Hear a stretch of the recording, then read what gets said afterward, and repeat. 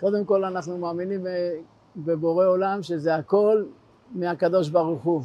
אין לנו מה לדאוג, אין לנו מה לפחד, אבל תמיד צריך להיות עם יד על הדופק. צריך לעשות השתדלות, להתייחס לכל מה שקורה, כל מה שקורה מסביב, כל האיומים, כל מה שעובר. כל הדבר שנוצר, אנחנו צריכים להבין שזה על שנאת חינם.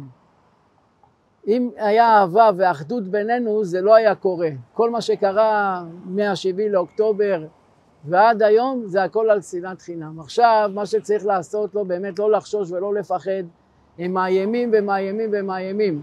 אם אנחנו ניתן תקדים וניתן להם מכה, אז לא צריך, הם משאירים אותנו ככה באוויר, וכבר עבר 10 ימים מהמקרה של הנייה וכל מה שקרה בשטח של לבנון, הם משאירים אותנו 10 ימים באוויר. אנחנו צריכים פשוט לתת להם מכה.